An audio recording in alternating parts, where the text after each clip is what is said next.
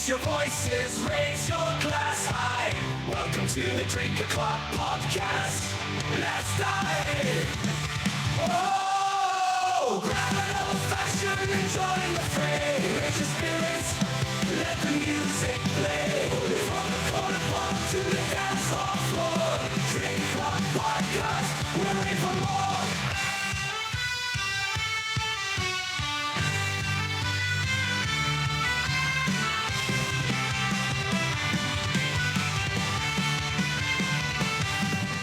That button. Boom! He beat me to the punch. This is the DrinkO'Clock Podcast. I'm your host, Rob Valincius, and I have the pleasure of having with me Lawson Nuland. Welcome to the podcast, brother. Hello, thank you for getting my name right. Many people just say Nuland, or they put like a weird umlaut above the U, but... You know, I gotta tell you, I'm terrible at asking people about their names, and I feel like it's a game for myself at this point to see if I get it right. Because my last name is not the easiest thing to say either. So I've gotten some, we'll just say some interesting pronunciations. Yeah. Now, Lawson, you're an actor, comedian, and you're the host and owner of the Super Wall Jump podcast. So you got a lot going on there, man. Yes, I cannot sit still. I cannot sit still, and also I'm unemployed. So, Hey, listen, man. I mean, you're unemployed, but you're doing stuff, right? I'm fun employed. You gotta. It comes back to so. I don't know how much SpongeBob SquarePants that you've ever watched, but I watched a good bit. Okay, so me and the wifey laugh because she never saw it up until 2 or 3 months ago. And then for some reason we just had Nickelodeon on. It just happened like we're just because I have YouTube TV. So and SpongeBob we just had it on in the background and she starts laughing. She's like, "This is actually pretty funny." I'm like, "You've never seen SpongeBob?" So now we just it's like our background show because they play it on Nickelodeon like 24/7. And there's an episode where well, there's a couple episodes where SpongeBob loses his job, but one he gets fired and he goes to Patrick and Patrick's like, "Oh, this is great. I'll teach you what it's like to be unemployed." And it's just this episode of him just like he does nothing. And he just there's like a group meeting of other unemployed people that he hangs out with. And he talks about getting free food and all this other shit. And SpongeBob's just like miserable. But now I equate everything to SpongeBob. There's just SpongeBob references everywhere. Yeah, I watched a good bit of it growing up. My wife didn't because my mother-in-law was like, "I hate the sound of that sponge's laugh, so it's not coming on in my house." He does have a very unique laugh. We'll definitely say that. I think it's a parenting hack that I am going to take whenever my wife and I have kids, which is, okay, cool, we're going to be able to ban like maybe 1 or 2 shows for personal reasons, and I think that's okay, and I'm going to abide by that. I don't know what shows it's going to be, but there are going to be a couple shows that are going to be like, "No, I'm not dealing with that." Like the Baby Shark song, Baby Shark do do do do do. I don't know if you ever heard that. I have heard it plenty of times. I have a niece and a nephew who are both around 4 or 5, so I hear it plenty. Prime age for the annoying songs and some of those shows that it just makes you want to take their freaking phone or iPad and just shove it in the toilet, Yeah, my cousin has this thing where what he does is for his kids, he's like, "All right, cool. iPads are for the car only. They are only for when kids are traveling." Okay. So, it keeps them from being a menace when they're in the car or on a plane, but also they don't become iPad babies. I like that. That's actually a good rule. I feel like more people, because a lot of times I feel like in today's world, they just get handed a tablet and the kid, that's what they do. That's how they entertain themselves. And it's like, cognitively speaking, I'm sure some of it helps, but it's also like, I don't know. I feel like you need other things to stimulate a kid's brain a little bit, Yeah. A big part of it, I think, is also like fine motor skills. If you're staring at a screen constantly, you're not developing the fine motor skills or the depth perception you need to like exist in the world. Yeah. And I was a really nerdy kid with big old glasses at 7, and I was reading my book the whole time, and I can tell you I was thus very bad at sports.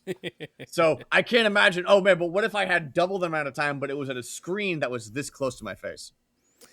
Yeah. I mean, I grew up in a pretty different time on that front too, and I've talked about this before. But I was kind of a closet nerd. Like I played sports, but I just loved nerdy shit my whole life. I was a gamer since I was 5. Like that's actually maybe even younger. Maybe I was 3 or 4 when my dad first had me playing Nintendo. But it's just always run in the blood. So I would actually hustle people. We would in high school. I'd bring some of my buddies would come back, kids from like the football team or basketball team, and I would just whoop their ass in Madden. That's all I did when I got home. Fucking played Madden, So they're like, I'll fucking whoop your ass. I'm like, no, you will not. Come to my house. I got you. And they would come to the house. I don't know. I think I was up on the betting there. I maybe won a couple bucks here and there because they thought they were really good, but I was very good at Madden on the PlayStation. I wasn't very good at games or sports until I really hit college. I was long and gangly for basically all of my pre-adult life. And it really sucked for my dad because my dad was a tennis pro for a short time. Ooh. And he played rugby in college. And even to this day, he's in his mid 60s and he is built. And it's like, man, sorry, Dad, you got a nerd instead of a jock. But not even the good kind of nerd where I could do speed runs or whatever. It's like, oh, hey, you want me to talk to you about Fallout lore that I half remember? I got you. Shit that nobody's like, what the fuck are you talking about, man? Yeah, it's not what I would say my most marketable skill is. But, it could be worse. I'm mildly interesting at parties. Listen, Lawson, talk to me a little bit about growing up, man. What was the chat? I know you mentioned a couple of things, but talk about growing up and what got you into everyone kind of has that moment where they realize I fucking love video games or I love sports. What was that moment for you, when you get to that? Man, I think mostly so one of the things I love a lot about my family is that my family all has very disparate interests, just broadly. Yeah. My dad, obviously, super into tennis. My mom really loves British TV shows. She has BritBox and Acorn and other ones that you don't even think would exist, but they do. My brother is insanely into history and can tell you basically at any point in history in any civilization. For me, I like games. And I'm pretty good at games. And now that I'm 30, I'm good at talking about games. Again, it's not the most marketable thing. My brother's getting his PhD right now, and I feel like that's a little bit more useful than having a video game podcast, but to each their own. Hey, at least it's something you want to do, This is true. And I enjoy doing it, and I enjoy putting in the extra effort. Otherwise, I wouldn't do stuff like make TikToks. That's true. So what you're saying is you were a nerd through and through your whole life. Oh, I was so bad at basically all sports growing up that video games were the one area that I could do kind of okay in. I distinctly remember my dad taking us to tennis courts and be like, all right, cool. I need you to just hit the ball back over the net. I would take that racket and I would swing like I had never swung before, and those balls would never be seen again. They'd go up, over the net, over the fence, and they'd be gone forever. And after a few months, my dad finally threw in the towel and was like, I guess we're just going to go with soccer. Soccer is the standard sport when you're a kid, that if you can't do anything else, so they'll just do soccer because you're just running up and down trying to kick the ball into the. And I wasn't even good at that. I wasn't even good at that because I didn't want to run because I didn't like sweating, and we lived in Florida, and it was like, this sucks. I want to play Pokemon. Yeah, Florida's. I mean, look, I'm from Philly, man, so it's cold. It's cold, and it sucks, and I hate it. But here we are. Yeah, I'm originally from Jacksonville, Florida, which is why I now live in Atlanta. Okay. Because Jacksonville is where dreams go to die. And anyone who has left Jacksonville will be able to tell you, hey, yeah, don't go to Jacksonville, Florida. Yeah, I will say I do love Georgia. I've for my job I've traveled down there a couple times, and I love Southern hospitality. I think people are just they're a lot nicer in the South, and I don't consider Florida the South. Florida is like another Northeast because it's mostly us that go down there. So the more north you go in Florida, the more southern it is. So Jacksonville is Jacksonville's just a weird place. I'd say the one good thing about Jacksonville is the zoo. But I moved to Atlanta a few years ago so I could work in film, which has kind of worked out. And also, I like that there are seasons in Atlanta. There are seasons. I've seen snow multiple times. It's great. Not consecutively, but I hate snow because I got to tell you, we had last Sunday 3 to 5 inches. And then it was like 15 degrees at night, so everything just froze. So then going to work on Monday is like the worst thing ever. Snow, like we'll say snow before the pandemic. Snow pre-pandemic and post-pandemic are two different things because pre-pandemic, my office, if there was a lot of snow and you couldn't get in, it would shut down. And we just wouldn't have work that day, but we would get paid. Our full-time people would get paid. Wouldn't that be nice? And I had some snow days, and it was fucking great. Now, at post-pandemic, everyone can fucking work from home. We're very mobily designed now that on the plus side, if there's like 1 inch of snow, it looks a little annoying. They might be like, it's fine, guys, work from home. Before, it would have to be a little more substantial. We're talking 4 or 5 inches before they would be like, okay, office is closed. So there's a give and take to that. But snow's just a bitch. You don't have to go in, but it's annoying that work has now followed you home. There's no real escape from it now. Yeah. Especially if you have like a computer job. Yeah. Yeah. I mean, basically everything I do is phone and computer. So it's like, there's no escaping it to a certain degree, you know? I understand. So how did the podcast start for you? Like what got you into podcasting? What made you go, you know what? I'm going to podcast about gaming. Obviously you love games, so that makes sense, right? I do. I'd say a big thing that made me want to do the podcast was seeing just gaming journalism as a whole kind of collapse. Big outlets like Polygon, Game Informer, a bunch of like staples that I grew up with are now gone. I mean, Polygon still technically exists, but it got bought by like, they're not a malware company, but they basically just put out like slop over and over and over again to get clicks. And it's a far cry from the journalism that they used to do. And I'm like, hey, there's a big hole where a lot of this gaming journalism used to be. Yeah. Maybe you could fill it in. And if not, then at the very least I made something cool and got to talk about video games. So here we are. Yeah, and even Game Informer, they shut down, but then they came back, right? They reopened it. I think I get my gaming news from Kotaku. I think I've been using them for a really long time, and even then, I mean, they're okay. I don't know. I guess there's no real like number one place to get your gaming news, and there isn't. I mean, with Twitch as a platform and YouTube and just how the internet has developed as a whole, and it's hard to really get what you need. But also the question is, what do you need? Because now there's all kinds of different niches of gamer out there. There are people like my wife who will play Pikmin and Stardew Valley, and that's about it. Yeah. Oh, and also Animal Crossing. And that's a cozy gamer, which is different than someone who buys Call of Duty every year and really loves shooters, because that's also a different kind of gamer. And so we call that the brain dead gamer. I'm friends with some people like that, and listen, they really love guns, they love gunplay, and for them, they love getting shot in the head and dying instantly. And I'm like, I'm so happy for you. I am never gonna really want to play a game like that.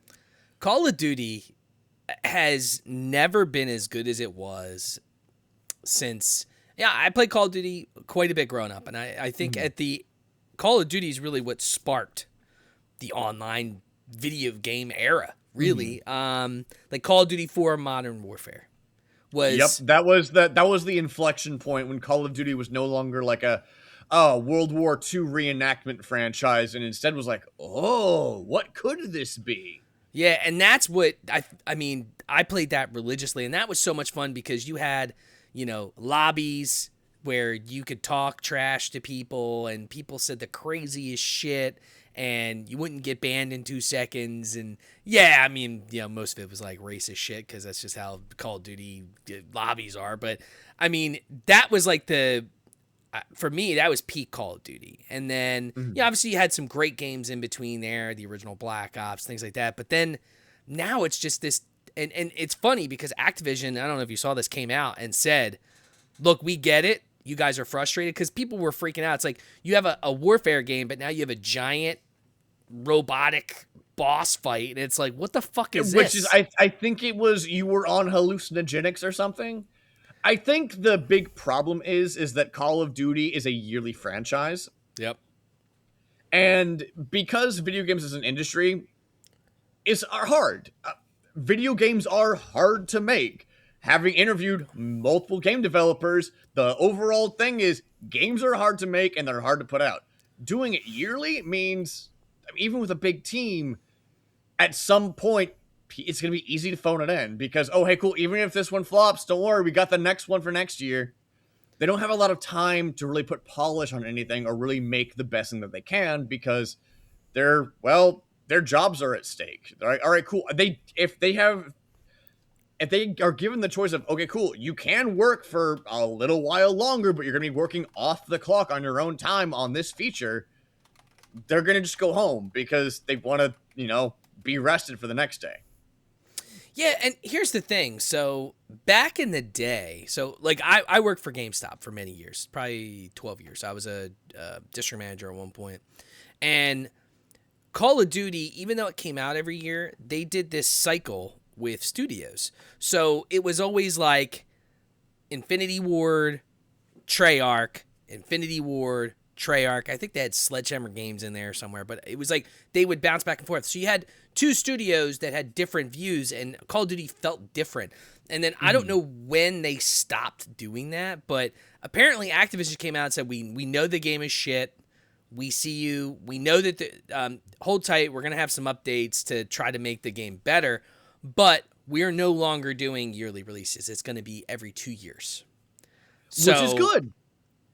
I think, even though 2 years sometimes is not enough time to do something big and better, but people just, for one, I've never played a Call of Duty single player campaign in my entire life. I have friends, that's the first thing they do is they beat the single player and they love it. And I guess the single player sucked this year to a point where if you're going to anger the people that literally buy it just to play the single player mode, that's like your hardcore people that you're pissing off. Yeah, there's a very specific kind of person that will play Call of Duty every single year when it comes out, and they will always buy the new one. And once you lose them, you have no one else because everyone else has been turned off from Call of Duty due to, you mentioned the racist lobby chatter, the fact that the genre's kind of sweaty, the fact that now they keep going further and further into the future or keep introducing weirder and weirder stuff. It's like, okay, cool. Well, you're getting farther away from what the average person wants. And also, hey, it's sort of like the Madden equivalent or like a FIFA equivalent. Okay, cool. How is FIFA 2026 different from FIFA 2014? It's still soccer, baby. It's the same game. Cool. The only reason I get the new one is to play with my friends. But guess what? If all my friends own FIFA 2014, we can all just play that together. Yeah. I don't need to buy the new one, man. I'm good. Yeah, and look, I was a big time sports gamer. I bought every year, and then one, it's a lot different. Once I went to I still have my old consoles, but I went strictly PC maybe I've always, so I have an IT degree. I've always built my computers. It's something I've done since, I probably have been doing it for 20 years because I just love building computers. It's like I could zone out and build a computer for 8 hours and not even realize I'm doing it. I really enjoy it. But and I enjoy building it. It's the software I don't enjoy because the software never fucking works the way it's supposed to. Software is evil. Yeah, software is an invention by the devil. Yeah. And Windows, especially when you're dealing with Windows, for some reason, Windows is that's just what they like to do. But when I made that move from console to just PC, now I still have a Switch, and I'll play the Switch with the wifey. We'll play Mario Party, Mario Kart, things like that. But me, I'm just a PC gamer now. I haven't bought a Madden or NBA 2K in years. I have Xbox Ultimate, so a lot of times it's, since they own Activision, at some point Madden, I think around the Super Bowl, is just free on there. So I'll just wait it out and then I'll play it because I only ever play it for 2 or 3 months. I like to build a franchise, play it till like year 10 or 15 or whatever, and then at some point I just get bored of it and stop playing. So, but that when I made that switch, I turned off a lot of the sports style gaming because and you're right, you're just playing with new rosters and the fluff at that point. Yeah, and that's one of the problems that the industry has, because not only do these companies want you to buy the games every year, but also now with live service games, they expect you to play them forever, which you might notice is kind of counter to, we're selling games every year, but we want you to pick one game and play it forever. We want that game to be ours, please. Yeah. It's especially when you're talking like a game like Call of Duty, right? Where you're trying to get all the guns to diamond, and you're trying to be number one in fucking kills and all this other shit. But what's the point? Yeah. I think it was like a Gran Turismo game that recently was taken offline, but people were like, hey, you took the game offline. I spent like $60, $70 on this, and then I spent more money on it, like for DLC or microtransactions or whatever, and you're just taking it all away? I can't even like go on a race on my own? What's going on? And that's why in the EU, there's that petition to stop killing games. So that way people can't sell you a game for $60 and then say, actually, servers are offline. Sorry, bye. Yeah, and look, I'll be the first person to tell you. So working at GameStop, I was there during a very pivotal time in gaming. Okay, so I actually started before the 360 came out. I was just a seasonal help. I was 17. I just graduated high school, and that was a crazy era, right? We had a demo console with Elder Scrolls Oblivion, and it was just unlike anything that you've ever seen, compared to original Xbox and PlayStation and all that. And we moved into more of that online gaming aspect as the consoles got better, and then that's when GameStop started doing the DLC, and Ubisoft, it was the bane of my existence because they sucked the money, as much money. Like it's, for so long we got these fresh games. It's why as of right now, I have a good top 5, and we'll talk about your top. I'm sure you got a good top 5, but in my top 5 is one of the more recent titles from Larian Games, Baldur's Gate 3. Yeah. Because I love that they said, no, we're releasing the full game. There's going to be no DLC. This is the full fucking game, and we want everybody to enjoy it. And I feel like that's why they sold so many copies, because people were like, that's the old school gaming. That's where it's at. Ubisoft at one point would just nickel and dime you for every little possible piece that they could, and it was a running joke. So like GameStop would have manager meetings once a year. They would fly us out, all of us, from store manager up, and we would we'd have breakout sessions with all these developers. We get to see new games come out before the public and things like that. So we would go to Ubisoft's, and it was a running joke because they'd have all these games for the DS and Nintendo, and for the Wii, and it was like, My Pet 2, and we're all sitting there, and I'm like, I bet you there's a season pass for this, and my buddy would be like, Nah, dude, and like, and now announcing a season pass where you could get 3 pets, and you're just like, there's no fucking way. Like it was so bad. Like I don't understand how they had such a they made decent games, but they fucked over their people so bad. Yeah, it's sort of the problem is the system, but also I think the big thing is they want to make as much money as possible. And hey, they know that they have say you have 10 million people that will buy Assassin's Creed every year for some goddamn reason. Yeah. They'll buy it every single year.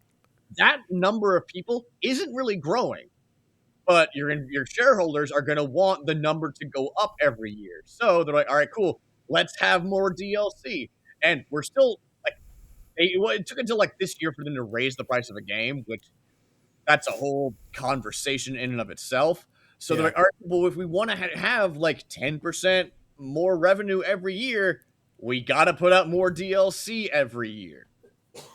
Hello, $10 horse armor in Oblivion. It's just, I don't know, man. I get the, look, I get we live in a consumerist society, right? Everything is sold to you. At this point, even, your name and where you live and your likes and dislikes, those are sold whether you even realize it or not. I mean, we talk about something, it shows up on our phone, it's because our phone's fucking listening to us 24/7. And I get that, but you got to appreciate a studio, and they're not a AAA studio. It's like they were. I mean, they made some good games, Divinity and things like that. And did you see the trailer for the? I did see the trailer for the new Divinity. I'm very excited. I mean, basically what they came out and said was, if you thought Baldur's Gate was wild, wait till you see what we do with our own IP. So, did you ever play Divinity Original Sin 2? I have not played any of the Divinities because I will say this. I'm not the biggest fan. I wasn't the biggest fan of turn-based combat. Huge RPG fan. I love being able to make my own decisions, go my own way. It's why I fell in love with Baldur's Gate 3. And I know that they've had that in all of their games, but it deterred me. But Baldur's Gate 3 turn-based style, I came to like it. I didn't love it, but I came to like it. Yeah, Divinity Original Sin 2, I like the world more than I like the world of Baldur's Gate, which I'm going to get hate for, I know. But I've played D&D a lot, and there's a lot of D&D content out there. So playing Baldur's Gate 3 is like, okay, cool. I not only know, the world, I know the genre rules of the world. Yes, a grand old wizard named Burnabas or something. And there's dragons and they're wise and powerful and maybe evil. And there's a rhythm to it that is okay, cool. It's a familiar rhythm. It's a good rhythm, but it's also a familiar rhythm. Yeah. Divinity Original Sin is not D&D, and that is something that I appreciate, especially, the older I get and the more I'm like, okay, cool, D&D is great. What else is out there? Yeah, I mean, look, I'm excited. And for those of you that are listening that have not seen the trailer for the new Divinity game, which it seems like they're setting it up to, I don't know if they said it's a reboot, but they said it's like maybe it's a reboot of the franchise because it's just Divinity, right? Yeah, I have absolutely no idea. And the gameplay, the trailer actually had no gameplay in it. It was basically just a tone setting thing. But I would say it was probably the second best trailer at the Game Awards. And my first one, that's just because of personal bias on my part. Well, what was your first one that you liked? Control Resonant! Yeah. Yeah, I saw you tweet out about it. Yeah, I really loved the first Control. It was really good. It was really weird. I do think the government agency to contain anomalies thing, I do feel like that's sort of worn its welcome vis-a-vis the broader culture at this point. Yeah. How many goddamn games are we going to have? Oh, the specimen has breached containment. I get it. There's a big scary monster, and you put him in a weird padded cell, and there are 80 million games that are doing that now. It's fine. It's cool. I get it. Can we just be a little weirder? And Control was like, okay, cool, but also you're weird now too, because essentially what happens in Control is you are going to try to find your brother, you go into this secret facility, and then you essentially get possessed. And it's like, oh, hey, cool, yeah, you gain the ability to, like, fly and, like, do telekinesis and stuff, and it's all really cool, but it's also like, okay, cool, but you're becoming a stranger creature because of this. And my main complaint with Control was the gunplay, because the guns were all kind of Yeah. But the melee combat that they showed in Resonant, I am very excited for, because it looks really weird. I'm hyped for it. Yeah, I mean, dude, I'll tell you my number one trailer, and that was for Fate from Star Wars. Was it Fate of the Galaxy? I have no, it was KOTOR was like Knights of the Old Republic. It's Fate of the Old Republic. Fate of the Old Republic. That's what it is. Yeah, but they didn't give you the acronym because FOTOR sounds bad. Yes, it does. And I'll tell you this, you know, we're talking top 5 at some point. The first two, my number one game of all time is the original KOTOR. As a human that has played video games, that loves video games, there has not been a video game twist for me that's hit me as hard as halfway through the game that you're playing. You know, I'm not going to spoil it for anyone, even though it's a 30-year-old game at this point, or 25-year-old game. But halfway through the twist, you're just like, what the fuck? No way! And I haven't had that feeling in a really, like, I don't remember the last game that might be the last game where I've had a twist like that just threw me for a fucking loop. I had that experience this year with Claire Obscure. Expedition 33, the one that won like 9 out of 13 awards at the Game Awards.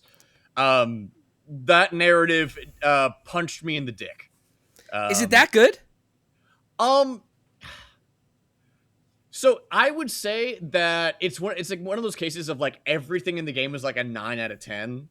Yeah. And it's one of those cases where, like, okay, cool, it's a 9 out of 10 everywhere, which is basically a 10 out of 10, because there are no points in the game where I'm like, man, this is bad. There are parts of the game where I'm like, man, it's weird that there's no mini-map when you're in the overworld. But, the overworld's still beautiful and interesting to look at, and it's a fun time. Like, there was nothing that really took me out of the game, and by the time I hit the big thing, well, one of the big things, I was like, huh. I put the game down, and I just went to my wife, and I'm like, babe, I need to tell you what just happened. And she's like, I don't fucking care. It took like 30 minutes to explain. Yeah. But she's like, oh, that's pretty cool. But that's what part of why it won all the awards, is because once you hit that twist, which it works really well because it's so well established, you just wouldn't put those pieces together. It's like, okay, cool, yeah, no, this game went from being pretty good to incredible just due to the quality of the twist and the way it, like, changes the narrative. So what combat style is it? Like, what are we talking here? It's you know Paper Mario? Dude, I probably haven't played Paper Mario in a very long time. It's turn-based with quick time events. Okay. Okay. I don't know if I like that. So, just similar to Paper Mario, you'll be like, okay, cool, I'm going to do this attack, and then you can time it right and do extra damage. And when enemies attack you, you can either dodge or parry or do a fancy counter sometimes. But you also have, like, typing a la Pokemon, where, okay, cool, you got to figure out, like, what your enemy's weak to. So there's a lot of systems in play, and also due to how you can build out all of your characters, which there's only 5. Once you can, like, build them out, they can all play incredibly differently, which is nice. Interesting. Yeah, also, I mean, it doesn't overstay its welcome, and that's the biggest thing. The game can end after 30 hours if you play right. Okay. Yeah, For see, a I JRPG, played. so. Yeah, see, I played. So I'm on Baldur's Gate 3 now. Still, I stopped playing it for a while. I'm on the third act, and I haven't brought myself to be able to go through and finish the story yet because I just was enjoying it a lot. So for me, sometimes I just take breaks, especially like if I had like role playing games are my favorite genre. And then competitive style games is my second. So the game that I play probably the most frequently all the time is Valorant. And I'm really good at it. I'm pretty good. So what do you think? What do you think of High Guard then? The thing that looked kind of like Valorant with horses. It's made by the same guys who did Apex, right? Apex and Titanfall. Allegedly, and then they made a game whose name is literally a synonym for Overwatch. High Guard, Overwatch. It's the same thing, but there's horses now, I guess. Look, I love Apex. I was day one Apex Legends player. I have much love for the game. I think the thing that always deterred me from Apex at a certain point, because I played it religiously every day, was that their MMR system is really bad. What is MMR? So that's your match rate, like ranking system. Okay, so you have MMR, which might be your rank that you see, but then the game has an MMR system that you can't see; it's invisible. And so they try to take you like as a skilled player and put you with other players of similar skill. And it's skill-based matchmaking, basically. Exactly, right? But it's something you don't know. So that, all these games have their own algorithms. They have their own way of setting this up. And, Valorant's kind of the same way. So Valorant, they've been getting flack for their match system. Have you ever played Valorant?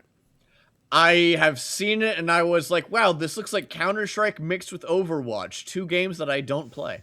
It's it's a bomb defuse game, 5v5. All the characters have either a role, and they have their own powers and their own things that they're good at. And your team has to be compromised of, someone that guards, which is a sentinel.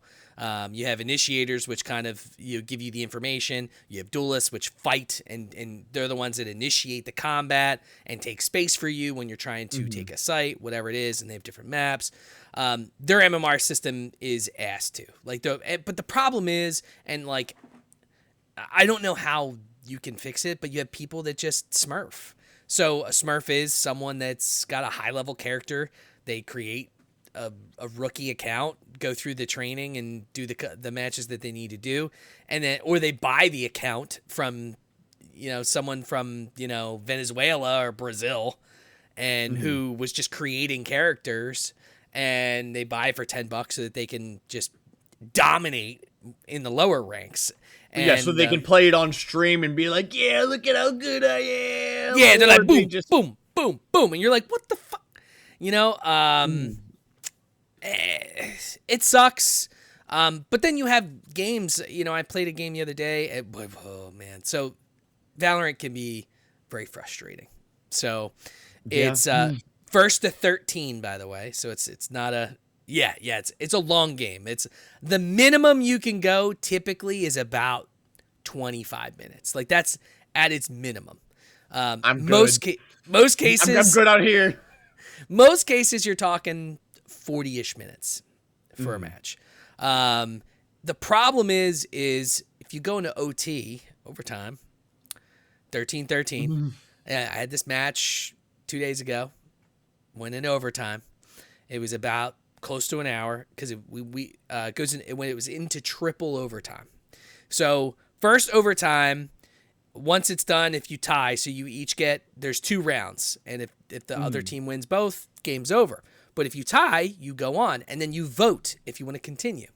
So after you do OT1, OT2, you need just 6 people to say yes. Boom, you're in. OT2, you need 3 people. And then by the time you get to OT3, if you finish OT3 and it's tied, you only need one person to say draw, and the match is over and it's a draw. And it's basically you wasted an hour of your life. And you didn't even win. Yeah. And like, so it's an RR system, right? So if you win, you get, depending on how well you did, it could be plus 18 RR. It might be plus 27 if you're match MVP, whatever. Or if you lose, minus 18. If you got 13-0'd, which doesn't happen often, but it can, you might lose 25 or whatever, right? But that's all based on the MMR that the game creates. Like where you are in the system compared to who you're playing with and who you're playing against, also with your rank. There's so much shit. But I got +4 because I was match MVP. So like had I not got match MVP, it'd still be 0, Yeah. But those games with those systems, I don't know if there's a way to fix them, but Valorant is my like crack. That's what I enjoy playing because I like competition. I like being competitive. And I don't play sports anymore because I tore my ACL a long time ago. So I don't get that competitive flow. You know what I mean? Yeah. And I need it. I need the competitive flow. Yeah. I play like one competitive type game, and that's called the finals. I played the finals. The final, it's so good. I love the movement in the finals is so nice. I wish the guns were more interesting, but then again, I am also that kind of person who's like, all right, cool. So you're setting us in like a virtual world. Why is there not a gun that shoots lasers? Why is there not an electro whip or something? Right? Like, Yeah. you don't need, like, hey, they have a gun that is like a 3-shot incendiary shotgun. So I know you can get weird with it, Embark. Get weirder. Get me a weapon that's also a pogo stick. I don't know. I don't care. Give me something weird, man. So what I'm getting from you so far in this interview, Lawson, is that you just like weird shit, man. Yes. You want your games to be weird. Yes, because if it's the same, if I play a game and it's the same thing as another game, why am I playing that game? I know that I am going to die one day. I am going to die, and it's gonna suck. And so in that time, I want to enjoy myself as much as possible. So I don't want to play 80 Call of Duties that are all the same game. I get it. You go, you point, you click. They're dead. It's fine. Yeah, look, I love the thought process, right? But much like a game like the KOTOR series, right, where they just fuck with your head, and in KOTOR 2, you end up, the person that's on your team ends up being the bad guy of the game, and there's just so many of those things, and I'm pushing 40, and I gotta say there's certain things that you remember in life, and I need that for me as a gamer. I need like those memorable moments where you're gonna remember that shit for the rest of your life. Like I'll tell you this story. So with KOTOR, I was just a sports gamer at that time. I was not like the nerd you see today, Lawson. I played Madden, I played 2K. Well, at that time it was NBA Live. It wasn't 2K. 2K wasn't even really a thing, but that's what I played all the time, 24/7. And then I went into a GameStop, and I was, at the time, this was before I worked at GameStop, so I was maybe, I think I was 16, 17. It was like right around the same time that I was thinking about trying to apply. But I go in, and I'm like, look, dude, I'm so tired of playing sports games. What's a game at the time I was an Xboxer. I had Xbox and PlayStation. I had them both. And he's like, listen. He walked me over to the Xbox section, and he pulled out KOTOR. And it was a used copy. It was a used one. And he goes, I want you to play this. And at the time, I also wasn't into Star Wars. And that game literally threw me into the stratosphere for Star Wars. But he said, if you do not like this game, you can bring it back in and I will buy it back from you. Like, that's how confident he was. I'm like, all right, man. His name was James, by the way. I still remember his name, and I still remember the conversation. And took it home, started playing it, and I played it for. So I was working at the time I was working at CVS. I would work 8 hours, come home, I would play until 1 o'clock in the morning, go to bed, rinse, repeat for days, just entrenched into the game. And I have not had an experience like that probably my entire life. That's what, like, I think just it opened the floodgates for me for gaming, and I'll never forget it. And to this day, I thank him for doing that, because it sparked my love of Star Wars, of role-playing games, and it opened me into playing outside of that sports world. And I think sometimes sports gamers, if you're listening, open the door, man. Go try something new. Try something weird. Yeah, listen, if a game does not present me with something interesting from the jump, I am not particularly inclined to keep playing. Because again, there's so many games out there. About 50 games come out every single day on Steam. 50. Really? Yeah. Covered that in my first episode because we were talking about how to market your game, and marketing your game is hard when 50 games come out every day. So you can release like one of the coolest games ever. You didn't market it properly? No one cares. Sorry. Too bad. Yeah, I mean, there's some oddball games. Like Steam is definitely. Do you have a Steam Deck? I do not have a Steam Deck because, I have a nice gaming PC, and honestly, I don't think I should be trusted with PC gaming on the go. It's awesome. I have a Steam Deck. I use it every other day, if not every day. It is awesome. I love it. Fantastic purchase. And I encourage people.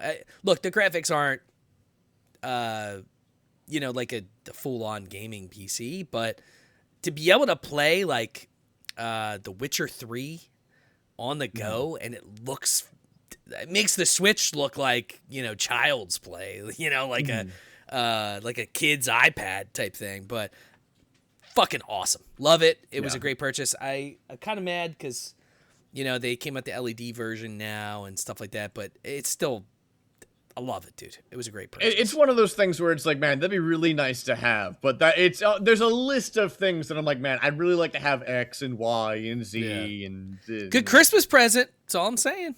better tell the wifey and Santa over there. Listen, my ideal Christmas present would be a new gaming chair because this one has been destroyed by my cat. Yeah, my gaming chair I don't have a cat, but it's at this point it's 7 years old, I think, and my ass has destroyed it. It's about time. It's starting to like burst at the seams in places. I'd like to get a new one at some point, but maybe if Super Wall Jump really takes off, I can be like, hey guys, if you'd give me enough money on Patreon, I can get a chair that doesn't hurt my butt.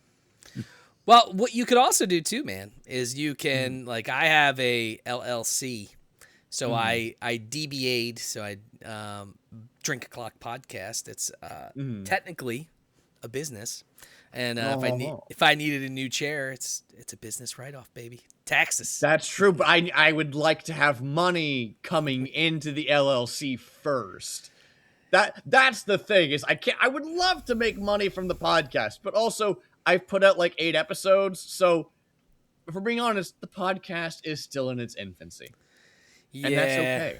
Yeah. Look, I'm at well over 3 years and I haven't made a dime. So, I also could do better. I don't post as much on socials like I should. I don't post on TikTok and stuff like that like I should. I just don't have the time because I do have a full-time job. So half of the things that I do, really my YouTube videos and stuff, if I didn't have AI, it'd be pretty tough. It'd be difficult because once again, perfectionist. Adobe Premiere is fucking awesome. I taught myself how to use it, but I can't just throw the video files in and be done with it. There's a lot more to it. Whereas AI can be like, hey, here you go, video files, do it. Perk of the gaming space is a lot of times I can just do. My goal is do one TikTok a week, and one piece of vertical content can go on Instagram, it can go on TikTok, it can go on YouTube Shorts. Will it necessarily get a lot of followers or subscribers? No, but then I will be in the habit of posting, and then people will regularly be getting eyes on my work. Like, the latest TikTok I did like 2,000 on it did 2,000 on YouTube. It did 1,000 on TikTok and 200 on Instagram Reels, because Instagram Reels is bad. Yeah, it's not good. But that's 3,200 people that have seen my stuff, and that's more people who are getting eyes on it. And, well, the more stuff I have, the bigger backlog I have, the better marketing materials I have. It's eventually a numbers game. Once I hit certain points, I'll launch a Discord to form a community.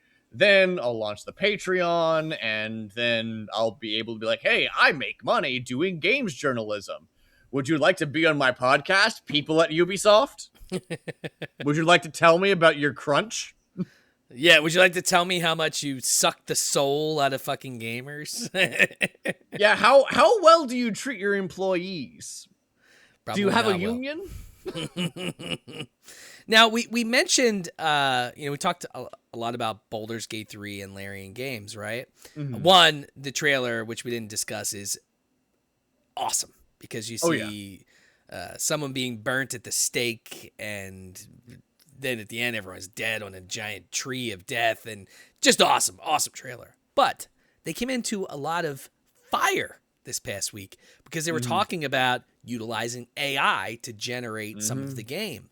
What are your thoughts about that? Obviously, as a gamer, the use of AI. I know you've had some episodes about AI's threat to voice acting and stuff. How do you feel AI's role in video games is going to be, and do you think it's a good or bad thing? I think that the places that are pitching AI stuff are the bigger companies. And I know Larian's not a big studio, but it's still a pretty big studio. Oh, they're a big studio now, man. They got big boy money. Yes. They got big boy money. Oh, they definitely do. But that's part of the thing with investors and shareholders. And it's been a thing that I've also been seeing in the film industry. Basically, due to interest rates being higher, money is more expensive to come by. People are no longer willing to take out tons of loans, and investors are way more reticent to give out money. And there's one quick and easy way for many people to get more funding. And that's by saying, did you know that we're implementing AI at Chipotle? And a lot of times, AI is not even that particularly useful. And it's just, oh, hey, cool, my boss wants me to use this tool so that way he can tell his boss, who can tell his boss, who can tell the investors, don't worry, we're using ChatGPT to brush kids' teeth. And it's like, I think that, it's a thing a lot of people use. And I'm not going to say, oh, hey, cool, you're the devil if you use AI. Yeah. But I am going to be like, but did you have to? Did you have to use AI, or was it just convenient? Yeah. It's like taking steroids. Yeah, you could take steroids and get a lot of bulk real quick, but is that good? Because I've tinkered with AI here and there, and usually for me, it gets me maybe halfway to where I want to go, but I have to start from scratch anyways, because the ways in which it messes up are ways that are like fundamental. It's like, oh, hey, cool. I want to be able to do blank, but I need to do it from first principles anyways. So is it great? No. Have a lot of people said, hey, yeah, we use AI because Activision 33 also apparently used AI.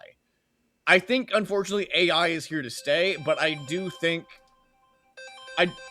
Sorry about that. You're all good. I do think it's about how you use it, A knife is not necessarily a weapon unless you use it like a weapon. Some people just use knives to cut carrots. Some people use knives to kill people. And, hey, AI, like when it's used in the medical field, great, cool. It's a great use of the technology and can be very helpful.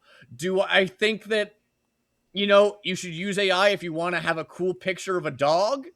No. Talk to an artist.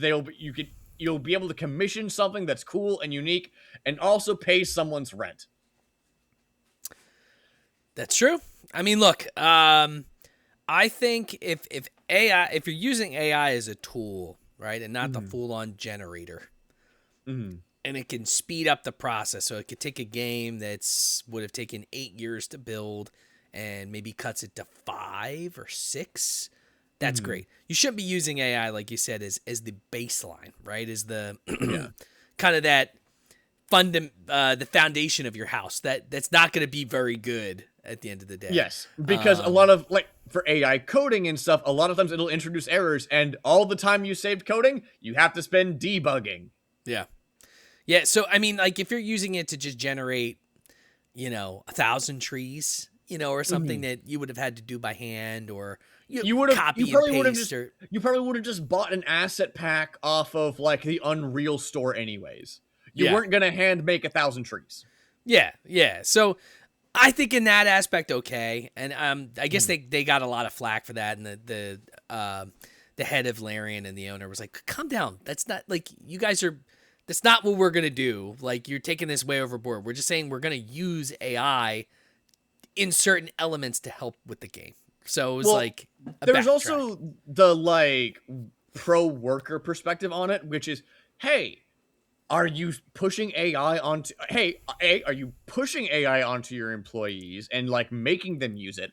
And also, are you making your employees use it to see just how few employees you need? Because that's been a thing in the marketing field of, oh, hey, well, we don't actually need a graphic designer or, like, a video guy or any of these things. We just need one dude with a Chat GPT subscription and he'll do everything. And it's just an excuse to not hire people. And the thing is that it's basically impossible to know people's motives without being able to talk with them face to face of, hey, why are you using AI? Are you using AI because it's genuinely a way to save money and time? Or are you doing it because you don't want to pay good rates? Yeah, I mean, look, there's a lot of people out there, and I don't want to get doom and gloom at the end of this, but there's a lot of people out there saying that, within the next 15 to 20 years, we might be talking universal income because AI is just going to take over so many jobs and industries that there's going to be so many people that don't have a job or anything to do because everything's being run by that, UBI is going to happen when we get cold fusion. It's always 20 years away.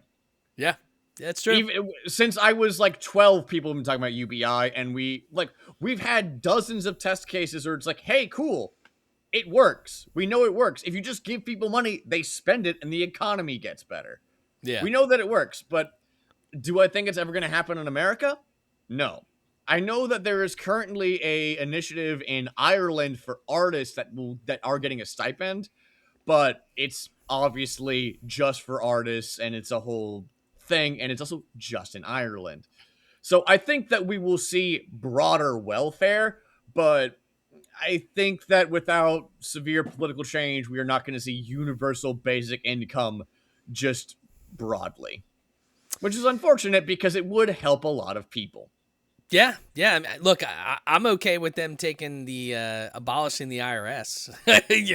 I'll take that because at least I'll get all. I looked at my pay and it's like, dude, how much money is one? Social Security won't exist when we hit 65. I would be shocked. Definitely if not. it. But I've been working since 14, so I've spent the past fucking 25 years, 27 years, whatever, put money into the system where I'm never even going to benefit from it. So that's a whole other podcast. Maybe things would be better if the Pentagon could pass an audit at some point in the past decade. I don't know, maybe if $3 trillion didn't just evaporate and no one knows where it is, that'd be good. Yeah. Would love to know where trucks of fucking dollars just happen to disappear to, right? I mean, it's the reason that the very few, like, Pentagon stuff that we've seen, it's like, oh, they spend $50 on a wrench. Well, where is that money actually going? Because you can get a wrench at Home Depot for $10. Yeah, it's a joke. It's a running joke. And it's funny because, you had so much turmoil when you had, Doge and Elon working on stuff. And he was, like, blatantly saying, like, you got people that are getting Social Security that are 350 years old and, all this other stuff. And I'm sure he embellished to a certain degree. But just wild to think how much money the government just wastes. That's our money, you know, where we're working every day to just fucking hand over to Joe Schmo that can buy a wrench set for $300. I'm just happy that Elon got punched in the face. Yeah. Because allegedly that's how he left the White House. He got into a fight with somebody and they punched him in the face, and then he's gone. Doge is going to be disbanded, I think, within the next few months. Yeah. That's look, if you're gonna go out, go out swinging, I guess, right? I don't think he was swinging. No, probably he's not the kind of guy that takes. The only swings he takes is when he gets mad and butthurt on Twitter. Like, oh no, we should abolish women or something because women are mean to me because they don't want to accept a horse in exchange for a hand job. A literal thing that happened. There was an airplane stewardess that worked for him, and he was like, hey, get busy with me and I'll give you a horse. Yeah. I mean, did she get a free horse? No. But basically every white woman of childbearing age he has come on to that works for him. It doesn't shock me. I mean, he's a billionaire, so he's just kind of like a general creep Broadway. Oh yeah, big time. And considering how like he wanted to make Grok a sexy cat girl, like. Oh yeah, well it's also Grok's got like the what's the mode? There's a mode on Grok where it's like it will like demean you and like talk down you and shit like that. It's like, I have no idea. The only time I use Twitter nowadays is when I'm like, okay, I have an idea for a post, and I'll post on Blue Sky, Threads, and then Twitter in that order. I use Twitter or X, whatever the fuck you want to call it. I use it for all of my sports knowledge because in most cases, I'm gonna find out on Twitter 10 minutes before everyone else. But a lot of news too. I mean, like, fuck, dude, the stuff with Charlie Kirk. I mean, that video was on Twitter within 30 seconds of it happening, and most people are like, that's got to be AI, that's got to be fake, and then before you know it, people are like, oh shit, no, that wasn't fake. You know? Yeah, well, that's the other risk of AI is what is real? How do you know what's real? People can say literally anything now, and you have to be like, but did they say that? Yeah. And then there's a video recording, and it sounds exactly like Denzel Washington. You're like, is that Denzel Washington? I don't know. Denzel Washington says we need to kill all birds. I don't understand why he's saying that. Birds are, all run by the government, and they're robots. There's actually a people that believe that, by the way, that birds aren't real. 100%. That's another thing about the internet is that pre-internet, these people would just have these beliefs and keep them to themselves. But because now they can talk to anyone ever, they can talk to the 3 other people that also think birds aren't real and be like, I'm not alone, I'm not crazy. And really, it's just them reinforcing people's craziness. And like, yes. Yeah, it's just 3 people. It's like 1 crazy, now it's 3 crazy. It's not... like it's the flat earthers of like, dude, this is like, so they... Back in like World War I, they were studying how they were calculating the Earth's curvature for artillery plans. Like, come on, man. Well, look, man, this was a lot of fun. Mm-hmm. I need you to plug yourself. Where can they find your podcast? And if you got anything that's coming out in the near future that you want to plug away. Sure thing. I am Lawson Nuland. Basically, everywhere. That's Nuland with a U, Nuland. I'm an actor, I'm a sound mixer, and I'm just overall a kind of chill guy. You can check out my podcast, Super Wall Jump, on Spotify, Apple Podcasts, YouTube, or wherever else you listen to podcasts. And also, I am just about to start a YouTube channel called Two Story Entertainment. There's going to be a short documentary on there, probably by the time this episode releases. So I'd appreciate if you go and check that out. It's going to be called Bigger and Faster. And it's about the neighborhood where I grew up. But aside from that, follow me, check me out, and tell people to hire me to be in their movie because I am You know, I'm cool. He needs money, people. He needs a job. Well, listen, I freelance. I freelance where I can, but you know, I would like more money. I'd like to buy a house one day, and you can make that happen by telling Netflix that they need to hire me. Well, look, man, it was a pleasure having you on. My podcast is Drink O'Clock Pod on all socials. Drink O'Clock Podcast wherever you listen to podcasts. And this episode will hopefully be up, within the next week or two. All right. Awesome, man. You guys have a great night, and thank you for hanging out.